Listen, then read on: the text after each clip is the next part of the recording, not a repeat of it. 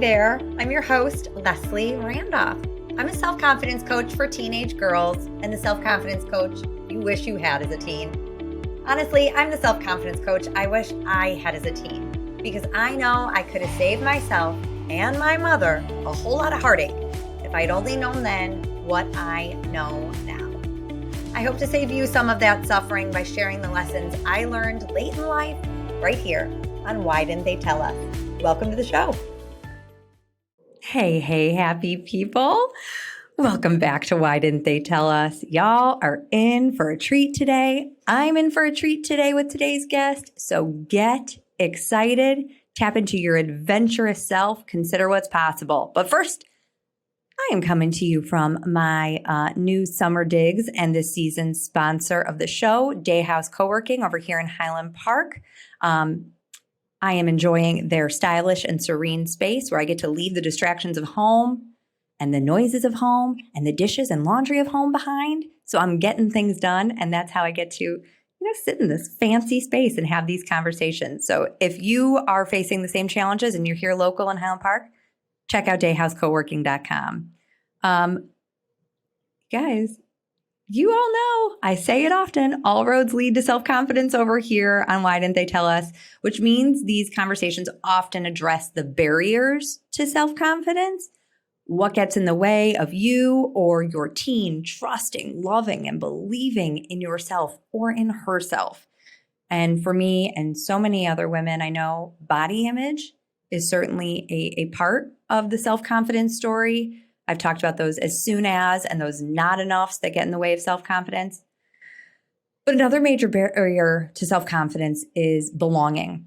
Not seeing people who look like you, think like you, talk like you, out in the world doing the things that you want to do. So that can stand in the way of you going after your dreams if no one has done that before. And knowing that there's a place for you in this great big world. Your people, your tribe, your community exists. And not only are you welcome, you are represented within it. I often tell my teen clients they might not find their people in high school, but I know in my heart that as long as they continue to love and believe in themselves, live their lives authentically, aligning with who they are and what they want and what they believe, they will absolutely find their people. And I have more belief in this because there are people in the world like Kanoa Greene making space and spaces for women to do just that. Celebrated by Good Morning America, Self Magazine, and CNN, Kanoa is an internationally celebrated fitness trainer, yoga instructor, and outdoor adventurer who is breaking down barriers within the fitness and outdoor industries, overcoming her own disbeliefs of what bodies her size can accomplish. Kanoa has been a catalyst for a movement that is empowering women across the globe to live their wildest dreams in the bodies they are in right now. She is celebrating bodies of all sizes without limits and demonstrating that you don't know what your body can do until you do it. And chances are she's already done it. Kanoa, welcome to the show, my friend. Thank you so much. First of all, can I just say your words were so beautiful before my intro? I mean, I was sitting here just getting like, my heart was like, this is so beautiful. And I wish I would have heard your voice and these words when I was a teenager. Oh my goodness, just beautiful. Well, thanks for saying that. And thanks for doing what you do because we're part of that voice together. And I think the louder we get, maybe future generations can hear us, and then they become voices within their community and their spaces for each other. So I'm thrilled you're here. I want you to tell us your story. Tell us who you are, what you do. I know I gave you that beautiful bio. It's so cool. But that I'm telling everyone your current chapter. Tell us about how you got here and the why that drove that force. It's been an interesting journey. I started my, I would say, career as pursuing to be an opera singer. I knew in high school that's what I wanted to do. I wanted to wear ball gowns and tiaras and be bedazzled. And I thought, that is what I thought Yes. literally that I was like, sign me up. Where do I? And that literally was the trajectory of my life since high school. I think I was maybe even a junior, maybe a sophomore. And I went to undergrad. I went to grad school. I mean, it was the path that I was on. It was all roads lead to that. But through grad school, I realized it wasn't the long term for me, and I think maybe people can relate to this in academia. And when you do something at a competitive level or professional level, something that you love, it loses its luster because now it's about fine tuning it and no longer about the joy of doing it, but how do you improve and get to a level where you can beat the competition? It takes all of the glamour away from it. And by the time I was wrapping up grad school, I knew that I was going to finish and not ever do opera again. It had literally beaten itself out of me. And that was really a scary point, right? Because you realize I have had this plan, not just me. I've convinced my family to get behind this, our friends, everyone's on board. We've used our time and resources, our finances to push this goal forward. And so for me to come out of that really, really knowing from the depths of my soul that it was not the place for me was heartbreaking in that I felt like an utter failure. I felt like I was letting so many people down making this decision, but I knew there was no way I could force myself to do it. That I didn't look happy. No one would have paid me to do that thing in the state that I was in. And so I didn't really know what to do. I fell into a corporate career because I was going to grad school in New Jersey. So every artist goes to New York City. I had sang there on the weekends. So I just kind of fell into that life, right? You're like, okay, there's temp jobs galore. Like if anything, I can make some money till I figure out what's next. And in that little stint of time, I ended up falling into a corporate career. Someone hired me to be a corporate recruiter. I had no idea what the job description even meant, let alone what that would look like day to day. Sign me up. It's not opera singing. Sign me up. Like, exactly. I let them know, the person who was hiring me, I'm like, you realize I've never done this before. And she's like, but you're smart and I trust you and I think you can get it. And as long as you work hard, like it's everything's going to be fine. And that's exactly what happened. I fell into that. And it felt a little daunting because obviously I had not worked in corporate before. But the amazing thing is I was getting celebrated for things all the time. It was like, you communicate well. And I'd never heard this in opera. Like it was everything that I needed to prove on what I was doing wrong and what could improve. So this was a change. It's just being celebrated. And for me, the first time, really looking at a salary, because as an opera singer, you're thinking, I'm going to be a starving artist for who knows how long. So there was just all of these flashy things about it that was just, I loved. But on the flip side, it was a lot of long hours, a lot of demanding timelines, a lot of stress. And in my job, I was able to connect with a lot of amazing, brilliant women leaders in advertising and have conversations about their career trajectory. And a lot of them were climbing the ladder, were trying to get the next title under their resume, or wanted to move to their dream job or the next salary mark. And even when they achieved those, I found that there was this really sense of dissatisfaction because they were still sacrificing time. They were sacrificing time with their family on their personal pursuits, hobbies, other things that they thought that their life will look like. And having these conversations helped me realize that I didn't want to do this forever. I was like, okay, it's not opera singing and it's not this corporate rat race. We know what we don't want. That's exactly what it was. And so after 4 years in the corporate world, I decided that I was going to venture out and do my own thing, finding a balance. Hopefully, in my mind, I thought I can find this place where I'm happy with what I do. That was singing at one point. But then I'm sure that there's a way that I can get these, financial stability and have fulfillment from that side of me in one place. I don't know what that looks like. I've never seen it. No one in my family has ever encouraged that. But my golly, I'm going to take a leap. I had no plan A, B, C, D, E, F, G. I really had no idea. But I put in my resignation and just opened myself up to whatever the world, the universe wanted to give me. I knew that whatever I did, I wanted it to focus on encouraging women. I didn't know what sphere, what industry. And the first thing that kind of came up was fitness. I loved the energy of fitness, good music, people were smiling, the endorphins, going out to brunch with your girlfriends afterwards. Like there was just something about that culture, wearing cute clothes. Like I was, it was like things that I really gravitated towards. I didn't think I would ever have a career in it because I never saw people that look like me leading fitness, right? A lot of times I would see plus size bodies. We would stand in the back of the room, especially for me, like in yoga classes and cardio classes. I was in the back because I was going slower than everyone. I would have to figure out how to modify moves on my own. So an idea of having a career was not really what was in mind. For me, it was let me step into a hobby. And if anything, let me share my journey, my story. Maybe it can encourage and motivate someone else on theirs. If anything, it's accountability and motivation for myself because I'm putting it out there and I'm sharing it.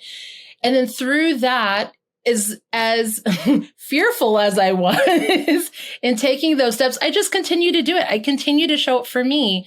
And over time, I realized I was helping other people. I was helping my mother. I was helping my best friend. I was helping, my best friend's mother. It was just all of these little things. And then I got to see value in me, right? It was even in the body that I'm in right now, even being on my own journey, I still have sparkle in me that is shining and can help someone else on their journey. And it evolved into this space where then I became a fitness professional. And I began, leading fitness for a lot of amazing brands. I mean, Fabletics and Muscle Milk and Nike. And I've gotten to do just incredible things. And a lot of times being the first because I didn't see people like me. There wasn't a roadmap, but I did it. And now it opened the door for other people to do it as well. And then it evolved into the outdoor space. For me, again, I never thought I could surf or paddleboard or ski because I didn't see people like me doing it, represented doing it in media anywhere.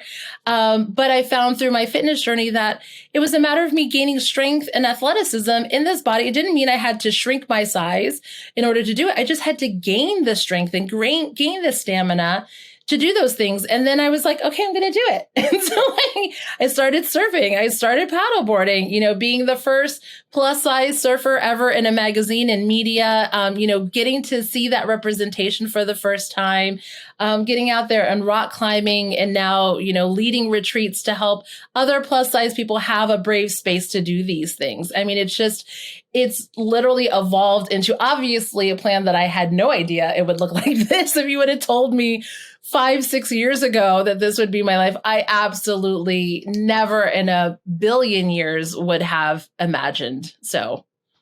Oh my gosh, I have so many goosebumps and it's so cool. And I want to highlight a couple of things that you said because I think it's so key to just tap on this. If we go back to like that first chapter, that corporate chapter, or not even when you were leaving grad school, you had said, I was so aware that I was letting so many people down. Yes. So teens, moms of teens, listen up because your dream of what she might do or teen, your perceived expectation, like Kanoa had two choices. I can feel that discomfort of letting them down, which it sounds like it all turned out okay, or I can let me down. And it was like, no, I'm not going to let me down. I'm going to go. And I love that you had no plan. That's probably giving every mother in the world heart palpitations. But it's like, I gave my mother heart palpitations. Sorry, moms. Right. But you just, I mean, I guess we need to talk about that a little bit. You just believed in you believed in the universe. What did that look like? That was wild because, music was something that my family kind of bought into and I'd done it for so long from such a young age. Falling into corporate was new for them, but I became so successful so quickly at it. And so then I think for them to see that I was making a salary of X amount and I was highly respected. walking away from that was probably for them the hardest part because they kind of felt like saving grace. She left the arts but landed this, corporate position. Right, exactly. This so for few. them, exactly. They're like, oh my goodness, this is amazing. Making more money, honestly, than I ever thought I would, because it's New York. I mean, salaries were like skyrocketed. It was an amazing lifestyle. So walking away from that, and again, it was me facing another level of failure because I knew in my heart it again was not the thing. And they rallied behind me with that. And they were just like, what is she doing now? And to not have a plan, to not at this point have any plan. And I had to spend a lot of time removed from the other voices because I knew that if I absorbed any of that, and I get it, they're concerned because they're concerned for me. They want the best for me. And I get that. But I had to spend time kind of alone and just knowing in my heart that I made the right decision and that the right thing is going to come to me. Like it's going to work out. It worked out when I left music amazingly. So I had to believe that following my gut was the right thing and that the right thing was going to open up. And it took time. I mean, it wasn't immediate, right? There was a good year in there where I was temping. I was offered my old job in New York back. People that I had worked with, my old boss had moved to another company, asked me to work for her. I mean, people were throwing jobs at me, but I knew that my desire was not to go back to that. So I stayed doing temp jobs where it allowed me to be flexible and open to what that thing was. And then when fitness came in, it was just really daunting and scary because I didn't go to school for it. I had no prior experience leading fitness in any way. So it was just, wow, am I really going to do this? Apparently. Yeah. And your brain was like, yeah, we're doing this. We're doing this. We're going to feel the fear and the insecurity and the doubt. But we're going to lean into that belief that I want to encourage women and I want to create that space for other women like me to be able to do the same. Yes. Oh, it's so cool. It's so cool. So this show is always about, why didn't they tell us the lesson learned late in life that you wish you had known better sooner? I mean, as you look back on this story, and as you look, and we don't even know what Kanoa has planned or what the universe has planned for Kanoa, what would you say is a lesson that you had learned late in life that you wish you had known better sooner and can share with others? Absolutely. I think one of those things is listen to that seed that was planted in your heart of what to do. The dream, whatever that is, even if it changes, that was put in your heart for a reason and it's specific to you. I could not have told my family, yes, fitness is the next chapter for me. They would have been, where did that come from? But I had to hold on to that and know that that was gifted to me in my own heart. And I had to water it and nurture it. And other people may not understand it. And it's okay because it's not for them to understand, but it was put in your heart for a reason. And you're the only one that can bring it to life with the magic that you have. And you are truly magical. You are truly a gift to this world. And what is there is a gift to this world. And it can only come out through you. Oh my gosh, we're going to put that on a pillow, my friends. Yes. I love it. I love it. So I'm going to throw you a curveball here because what you just said, just like, speaks to everything I do. But I have to assume, and this goes back, you acknowledge that there was a lot of doubt. There was a lot of insecurity. There was a knowledge gap there. Yes. So I often talk in my coaching practice about like your bestie brain and your bully brain. The bestie brain's like, you got this. Dream big.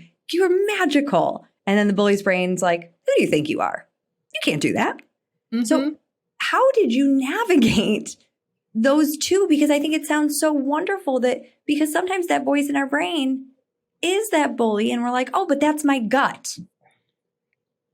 Yes. So how do we discern between gut knowing and fear of failure, doubt, and anxiety? I mean, for me, it was really clear in that my brain was the bully brain. 100%. Because literally I had, in my mind, failed at two things prior. I failed at music and I failed at a corporate career. So for me, now I'm going into something, again, no experience. No one's asking me to join their team to do this thing. That it was 100% doubt. What the bestie brain were the friends and the external support that I had. Mm-hmm. They honestly carried me for the first 2 years when I did not have the confidence in my own mind to do it. They were the ones speaking the encouragement, the positivity, everything that I needed to get me through to the place when I finally was able to do it for myself. So, I mean, I think that, again, something that I wish I would have known is that it's okay to doubt and it's okay to have a lot of fear and to struggle through it. I mean, I would say it wasn't pretty. People look at maybe my social media now and it's just like, oh, it's all glamorous. It was not glamorous early on, but I think it was extremely important for me to have the 1, 2, 3 people that truly had my best interest at heart and they were in it. It was like heels in the ground. They were going to help propel me forward with as much love and support as they could until I was ready to fly on my own. Oh, that's so good. So yeah, when we're struggling with our own belief, and that's, listen, self-confidence is like a muscle. It also needs to be strengthened. So when we're struggling with our own, we borrow the belief of others. And we need to be, I mean, as moms, for any of my mom listeners, you can be that loving lens through which she sees herself until she can see it for herself. And for my teens or the teen that still exists in all of us, get the buy-in of someone that is going to be your cheerleader and your champion. That doesn't mean everybody. Don't go ask that judgmental friend that is like, we're doing what? How, So be discerning with who you get in your corner as you go after your goals. Because they're going to be the ones that fuel you until you can fuel yourself. Absolutely. Oh, I love it. I love it so much. So tell me, and this speaks to your journey a little bit, how life has changed for you since you learned these lessons. This, seek the external when you need it, and I have my magic that's just mine, and the world's waiting for that unique gift. I think the beautiful thing, and I guess I just didn't think about it until right now when we're having this conversation, but, speaking of that time where I did not have the courage to even empower myself and encourage myself, and I relied on my support system and my friends, to today where I am the support and the encouragement and the empowerment for thousands and thousands and thousands of people around the world. That is what this journey has done. It's empowered me to then find my footing and my foundation so that I can be a platform for other people and help propel them forward. Oh, and that's so cool. And so I guess, and that speaks to, and this gives us an opportunity to tell more about what it is you do, because you are changing the world. And that if you can't see her, she's blushing. And I'm like, no, you are. Because you are giving young women and women at all ages and stages, shapes and sizes, that idea of, I can go to the front of the room. Absolutely. I can do that too. So tell us more about how you are changing the world. I mean, it's been wonderful. I think, when I share, I ventured into fitness, that was 6-7 years ago, and we didn't see a huge body diversity within fitness. Not at all. Like, all trainers, for the most part, looked a certain way, moved a certain way. Like, you saw burpees done one way. It was just, no wonder why people hated burpees. Like, it was just the only way to do it. And when I stepped into that space, I didn't have other people and counterparts to look at because I was one of the very first. And now being able to step in that space and work with brands, not only in the representation, where now we do see different brands having it in their marketing, where they have different bodies, they're making clothing that's maybe extended sizes that fits different body shapes and sizes. But being celebrated as a leader in fitness and being invited to then change the narrative. I mean, I was probably the first plus size trainer to work with a brand in fitness, which I think was Fabletics. And since then I've gotten to work with Victoria's Secret Pink and Muscle Milk and Propel Water and Gatorade and Fitbit and all of these different brands. But it's gone from us just seeing a body in the background that's involved in fitness to being a leader of fitness. I mean, that in of itself has changed how we view the industry as a whole. We have a long way to go, but it is a huge, giant step forward in getting to lead fitness and partner with these brands to make fitness accessible for different bodies and letting them know that you belong in this space. You absolutely are welcome into fitness. And it's not about you moving your body in a certain way or even having to shrink it. It's about you moving for you. And whatever reason that sparks your happiness in whatever way that sparks your happiness, what works best for your body. Maybe you're moving for mental health. It's all valid. It's all valid. And in the outdoor space, I mean, similarly, it's just breaking down barriers in different sports. You know, I love all the things. I'm like, I want to do all the things, but it's very difficult when for earlier this year, I wanted to go skiing and finding a ski pant or a ski bib that fits. I mean, I didn't think it was going to be as much of a problem as it was. It was such a huge challenge. We couldn't find anything that fit. When I first wanted to surf in 2016, there were no surf suits that were my size that existed in market anywhere.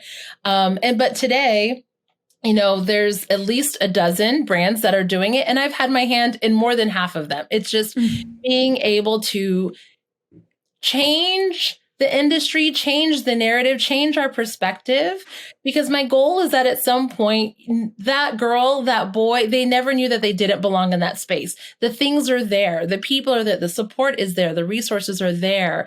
And so that's a lot of my job is in the back end working with brands and then creating retreats that allow people to actually get out there.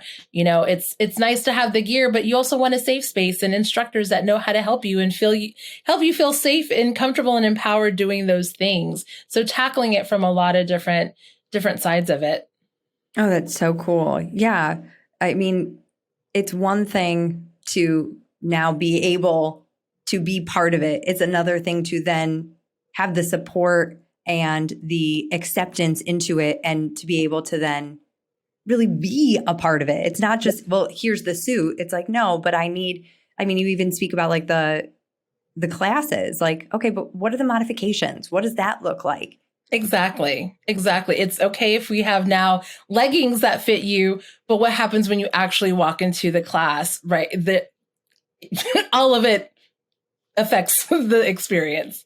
Totally. And that speaks to the breaking down the different barriers. It's like there's just one foot in front of the other. And I think that there's such an important lesson here of if you don't see you in that room, then maybe you are the first one in there. And if you are willing to take that step to be the first one in there, knowing the doubt and insecurity and fear, it's all coming along. So bring your bestie brain and your besties, that external validation, your cheerleaders. But if you are willing to do that, you might then change everything. We all know those brands that Kanoa is talking about. And these are established brands that I think in our head are like, well, they're doing it all right. So if I'm not represented in there, it's not that they're doing it wrong. There's something wrong with me and I don't belong there. And it's like, no, we can change the conversation even for these big, big brands. Absolutely. So, I mean, your life is kind of a masterclass in like feel the fear and do it anyway. But, you know, what suggestions do you have for people who want to go create a space for themselves to create a life like this? I mean, and you've offered me a lot of lessons here. Yes, it's, you know, breaking down barriers. It's being the first. It's, you know, understanding that failure is maybe just a stepping stone towards what it's supposed to be for you. So I guess what suggestions and tips do you have for our listeners who might be not seeing themselves in certain spaces and they think that's a closed door for entry? Absolutely. I would say something that I've constantly have to go back to and learn and relearn is giving myself grace. Because I think it's the reality of you're going to do something new. And especially if you're the first, no one's giving you a roadmap. No one is telling you how to do it. So the expectation that you're about to do it perfectly, throw that out the window right now because it's not going to happen. It's okay to make mistakes and give yourself grace for the things that you don't know. And I always tell people, I am a hot mess express. Like even today, behind the scenes, it really is. I still figure a lot of this out. I'm still paving new uncharted territory in these spaces. And to think that I could navigate that, pristine and pretty and perfectly, that would just be unrealistic and put so much stress and expectation on myself. And I have to give myself grace even before I step a foot forward. If I'm afraid, it's okay to be afraid. I don't have to beat myself up about it. It's okay if I have doubts. It's okay if I have bad days or bad weeks or bad months. It's all part of the process, and we're all doing it. I mean, I think that's the thing that we often forget. We think we're the only ones. We're the only ones that's struggling. We're the only ones this and that, but every single one of us, as we ventured forward into something, we're dealing with this. And I think that's been a really big thing for me. And I would say, as long as it is a dream that's in your heart, just take your next best step forward. And it may take a while as you take those steps. There might be delays as you work through the fear, but you owe it to yourself to see that through. And I just say, take the next best step forward. And you don't have to have the whole thing figured out. If I would have known this is where I would have ended up 6 years, I think if I would have known it, it probably would have instilled more fear, because then I would have set it up in my mind like, what, you're going to be on Good Morning America, the first plus size trainer ever on Good Morning America. I think I would have set myself up for sabotage. You're like, nope. Where do we go? Where do we veer off now? We just yes, get me off the train right now. So focusing on just the next thing that's in front of you, it really helps, I think, make a clear path, because there's not really a path. So you're taking each step as it comes. What's the next best thing for me right now? And I think it leads you to the place where you're ultimately supposed to go. Oh, it's so cool. And that's so true, because even someone who has like every step laid out for them, it ain't going to go that way, my friends. Not at all. And here's Kanoa, who just acknowledged, like, I didn't have a plan. I had faith, I had hope, and I knew two things I did not want. Exactly. I go quoting you to you, because there is so much strength, there is so much to celebrate, and there is so much goodness in what you've created. But I had read you this quote on Kanoa's social media. She had posted, "I live a big life with a big purpose, which means I come up against big mental challenges that I have to fight through." I want you to speak to that, because I know it's really easy for us to, and I always talk about confidence and loving and believing in yourself. And here we are, it's like, just take the next best step. You got it. But that path is going to come with a lot of challenges, external and right up here internally. So how do you overcome that? How do you continue to fight each and every day to go after this life of your dreams that you've created? I mean, I think from the first part of that, it is true. I mean, as you pursue big things, there are levels of fear that you have to overcome, right? It's just, for me, leaving corporate and that in of itself was overcoming a step of fear, right? That first hurdle of fear.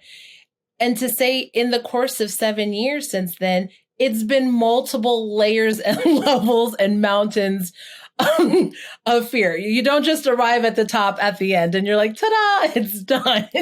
You get to base camp, and then, the next level, and there's always a level, and there's always a place where I'm learning, and I meet fear and I have to overcome.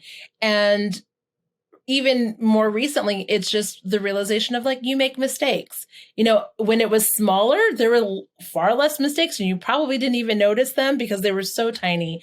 But then when you've created something that's much bigger and very publicly known, and those mistakes feel grander and you're very aware. And for me, there was a point even this year where I just was beating myself up over mistakes that I made. And it took my support system again to really put the mirror and reflect back to me. Everyone makes mistakes and it's not the end of the world and it's okay. Like we're all human.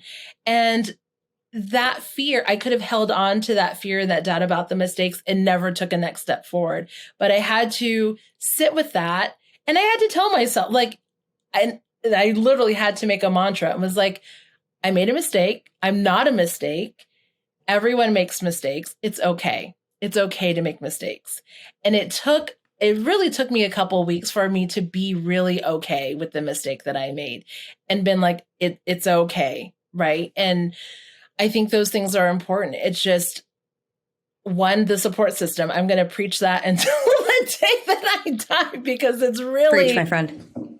It really is. Your mind will play tricks on you. Your mind will tell you things, and you just need people that you trust and who absolutely just love you will speak the truth to you when you are so blinded by the fear and the doubt and everything else to see it for yourself. I mean, I cannot say that enough. And then allow yourself to grow, right? Because me taking on that and realizing, okay, I'm beating myself up over these mistakes. This is an opportunity for me to grow and grow past that and beyond that, because the reality is I'm going to face something else where this may come up. And I don't want it to be a roadblock. I don't want it to be a challenge. I want it to be something that I can overcome and hopefully encourage and help someone else to overcome those same situations that they come against in their journey.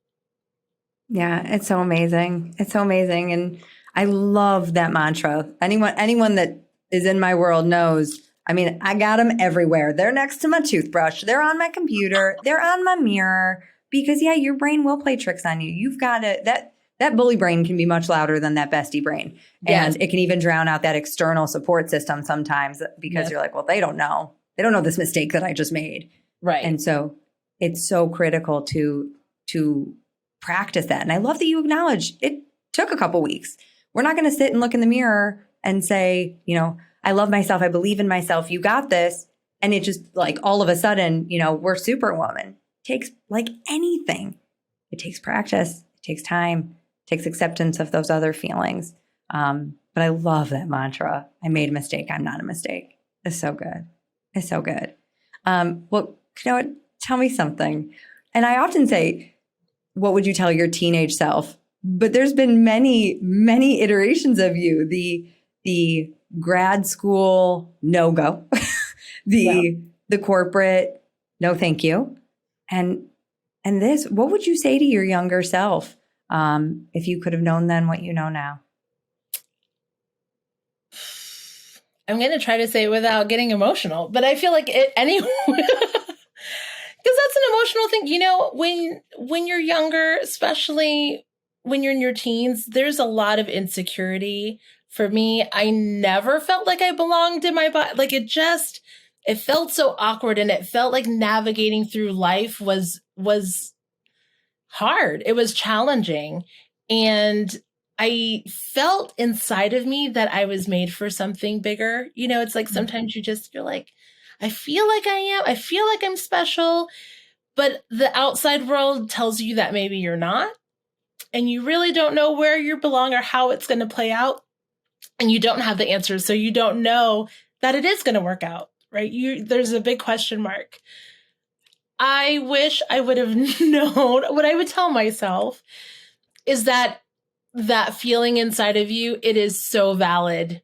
And it feels big for a reason, because it is big. It is bigger than anything anyone could ever imagine for you. And so it's going to feel awkward because you have this big ball of magic inside of you that is bursting to come out. It's not ready to come out yet.